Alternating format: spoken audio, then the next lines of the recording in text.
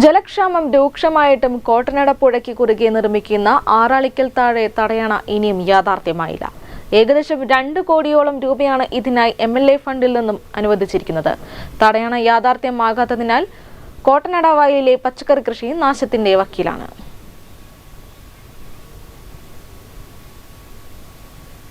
കോട്ടനട പുഴ സംരക്ഷണത്തിന്റെയും തടയണ നിർമ്മാണത്തിനുമായി 2 കോടി രൂപയാണ് MLA ഫണ്ടിൽ നിന്നും അനുവദിച്ചിരിക്കുന്നത്.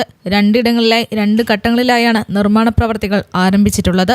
ആറാളിക്കൽ താഴെ ആധുനിക സൗകര്യങ്ങളോടുകൂടിയുള്ള തടയണ നിർമ്മാണം ആരംഭിച്ചിട്ട് വർഷം 1 കഴിയാറായി.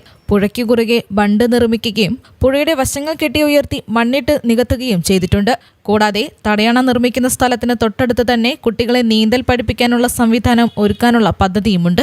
എന്നാൽ ഇതൊന്നും ഇതുവരെയും യാഥാർത്ഥ്യമാക്കാൻ കഴിഞ്ഞിട്ടില്ല. ഈ പുഴയിലെ വെള്ളം ഉപയോഗപ്പെടുത്തിയാണ് അടുത്ത വയലിൽ കൃഷി നടത്താറുള്ളത്.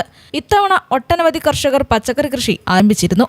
എന്നാൽ തടയണ യാഥാർത്ഥ്യമാക്കാത്തതിനാൽ പുഴയിൽ വെള്ളം കെട്ടി നിർത്താൻ കഴിയാത്ത സ്ഥിതിയാണുള്ളതെന്ന് പ്രദേശവാസിയും സാമൂഹ്യ പ്രവർത്തകനുമായ മനോജ് ബാലുശ്ശേരി പറഞ്ഞു.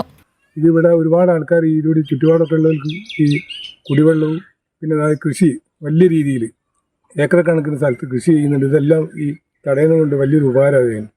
വർഷങ്ങളോളം ഞങ്ങളെന്താ ചെയ്യലെന്ന് വെച്ചാൽ സ്വന്തം നിലയിൽ ഞങ്ങൾ ചാക്കൊക്കെ നിറച്ച് തടയണ കെട്ടല്ല. ഇപ്രാവശ്യം അങ്ങനെ തന്നെ ചെയ്തതാണ്. അടുത്ത മഴക്കാലത്തിന് മുമ്പ് പദ്ധതി യാഥാർത്ഥ്യമായില്ലെങ്കിൽ തടയണയോട് ചേർന്ന് നിർമ്മിച്ചിരിക്കുന്ന ഭാഗത്ത് നാശനഷ്ടങ്ങൾ വരാനുള്ള സാധ്യത കൂടുതലാണ്. വേനൽ മഴ പെയ്താൽ തൊട്ടടുത്ത വയലിലെ കൃഷിയും നശിക്കും. അതുകൊണ്ട് തടയണ നിർമ്മാണം എത്രയും പെട്ടെന്ന് പൂർത്തിയാക്കണമെന്ന ആവശ്യം ശക്തമാവുകയാണ്.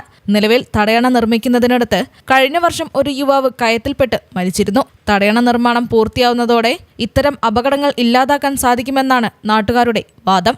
News bureau, Balussery.